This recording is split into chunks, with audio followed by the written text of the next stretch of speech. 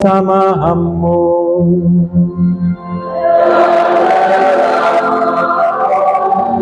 Inilah Injil suci menurut Santo Matius.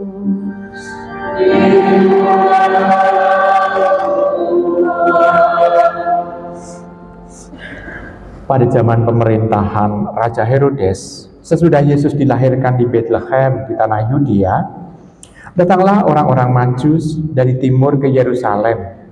Mereka bertanya-tanya, di manakah dia, Raja orang Yahudi yang baru dilahirkan itu? Kami telah melihat bintangnya di timur dan kami datang untuk menyembah dia. Mendengar hal itu, terkejutlah Raja Herodes beserta seluruh Yerusalem. Lalu dikumpulkannya semua imam kepala dan ahli Taurat bangsa Yahudi. Kemudian dimintanya keterangan dari mereka di mana Mesias akan dilahirkan. Mereka berkata kepadanya, di Bethlehem, di tanah Yudea. Karena demikianlah ada tertulis dalam kitab suci. Dan engkau, Bethlehem, di tanah Yehuda, engkau sekali-kali bukanlah yang terkecil di antara mereka yang memerintah Yehuda, karena dari engkaulah akan bangkit seorang pemimpin yang akan menggembalakan umatku Israel. Lalu dengan diam-diam Herodes memanggil orang-orang Majus itu dan dengan teliti bertanya kepada mereka, kapan bintang itu tampak? Kemudian ia menyuruh mereka ke Bethlehem, katanya, pergi dan carilah anak itu dengan teliti, dan segera sesudah kamu menemukan dia, kabarkanlah kepadaku supaya aku pun datang menyembah dia. Setelah mendengar kata-kata Raja Herodes, mereka pun berangkat. Lihatlah, bintang yang mereka lihat di timur itu mendahului mereka hingga tiba dan berhenti di atas tempat di mana anak itu berada. Ketika melihat bintang itu, mereka sangat bersuka cita. Mereka masuk ke dalam rumah itu dan melihat anak itu bersama Maria, ibunya. Lalu mereka sujud menyembah dia. Mereka pun membuka tempat harta bendanya dan mempersembahkan persembahan kepada anak itu, yaitu emas, dupa, dan mur. Kemudian karena diperingatkan dalam mimpi supaya jangan kembali kepada Herodes, mereka pun pulang ke negerinya melalui jalan lain. Demikianlah sabda Tuhan.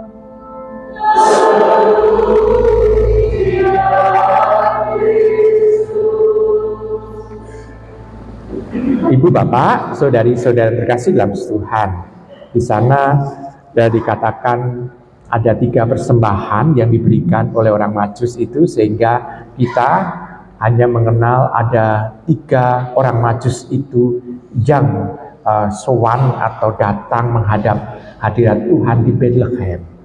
Di situ sebetulnya satu pewartaan kepada kita. Orang Majus itu bukan orang Yahudi. Orang Majus itu bukan orang Israel, bukan bangsa terpilih, tetapi orang asing.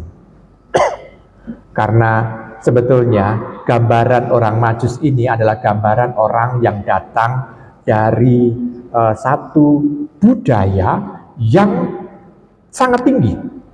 Karena apa? Karena mereka sudah mempelajari astrologi.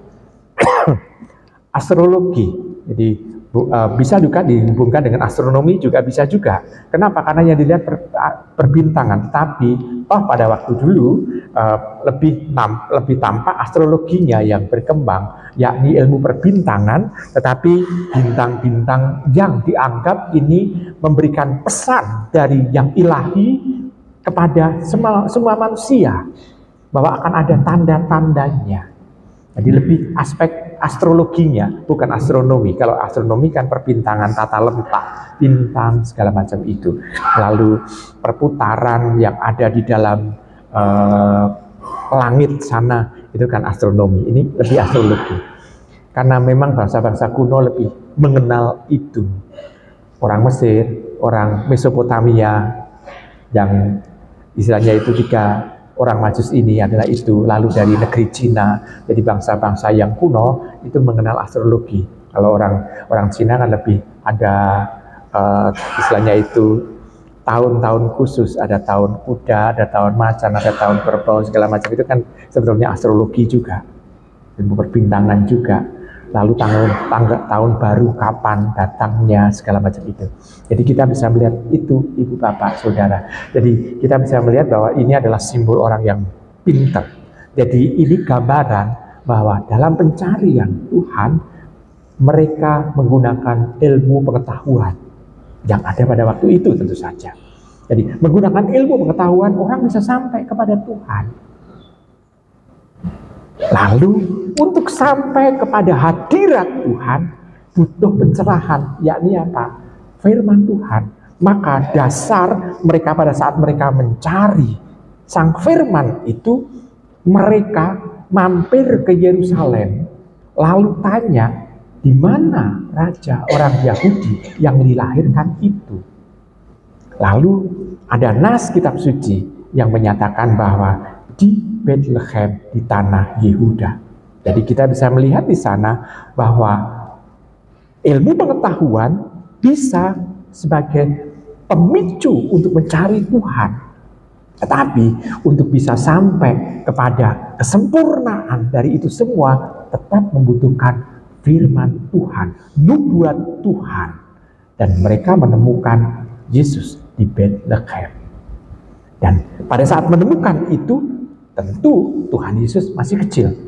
Dan pada waktu itu kita juga bisa melihat dia diletakkan di palungan. Memang tempat makan untuk para binatang.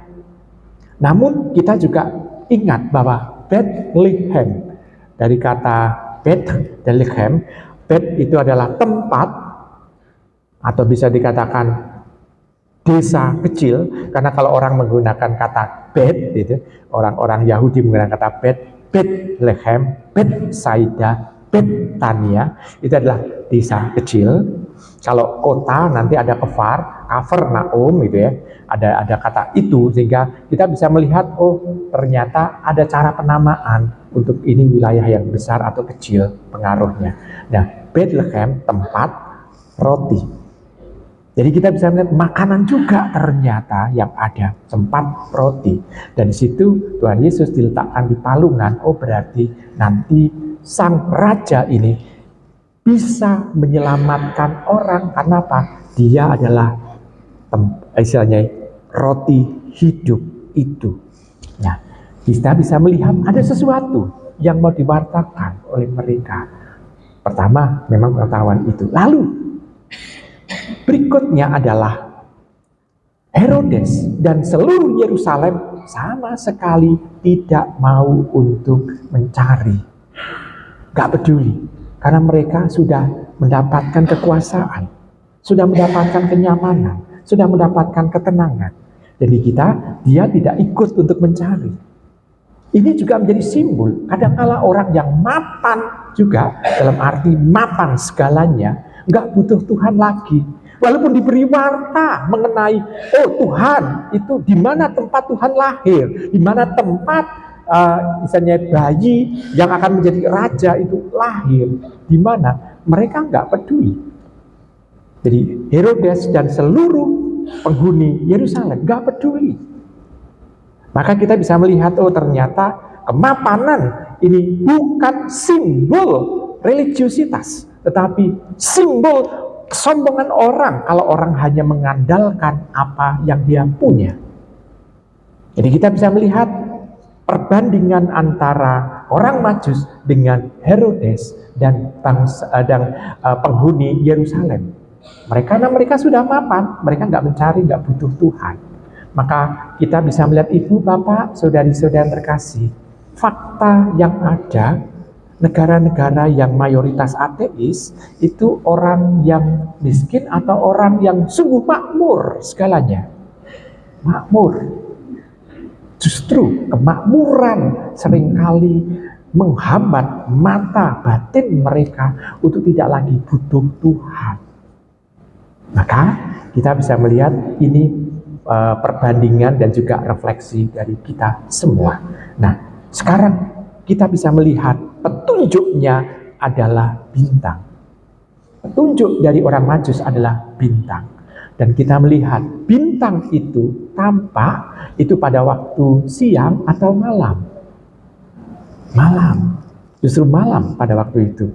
Jadi justru dalam kegelapan hati, kita bisa melihat mengatakan gitu, kegelapan hati, kita bisa melihat ada terang yang terlihat. Dan terang itu bukan hal yang belerengi, tetapi sesuatu yang menarik. Dan itu menuntun orang Majus itu sampai di Bethlehem. Jadi dalam kegelapan hidup, seringkali justru kita menemukan pegangan untuk dalam perjumpaan dengan Tuhan. Bukan sesuatu yang terang seperti terang benderang ini. Orang gak peduli lagi. Di siang hari, orang gak cari lagi penerangan. Kenapa? Karena sudah ada matahari, sudah terbiasa. Sehingga orang melakukan rutinitas tanpa lagi melakukan apa yang mau untuk dia cari, yakni sang sumber terang sejati itu. Justru dalam kegelapan hidup kita, seringkali kita justru bisa menemukan sang terang sejati itu. Nah, maka ibu bapak, pengalaman kegelapan dalam hidup kita ini itu sebetulnya menjadi blessing in disguise, menjadi sesuatu rahmat tersendiri. Walaupun kita mengalami sengsara, tetapi itu akan mendatangkan rahmat juga dalam kehidupan kita. Nah, pada waktu sang pegangan itu hilang, dan pada waktu itu kan orang Majus itu kan juga pada waktu sampai di Yerusalem, pegangannya, bintangnya hilang, mereka kedandapan, mereka mencari-cari di mana tempatnya, karena mereka belum menemukan. Maka mereka bertanya-tanya. Kalau orang-orang zaman sekarang kalau nggak tahu peta, nggak tahu tempat, cari aja di GPS, betul ya? GPS. GPS itu apa singkatannya? Kalau orang Majus juga cari GPS, bukan gunakan penduduk setempat, bukan. Kadang-kadang kan, GPS, pakai GPS saja lah, gunakan penduduk setempat. Takon-takon. Tapi sebetulnya GPS untuk zaman sekarang, untuk orang-orang beriman, bukan lagi GPS gunakan penduduk setempat, enggak, tetapi gunakan pangeran surgawi. Sopo kuwi? Tuhan sendiri. Jadi tidak lagi cari-cari, tetapi sudah ada sang terang sejati.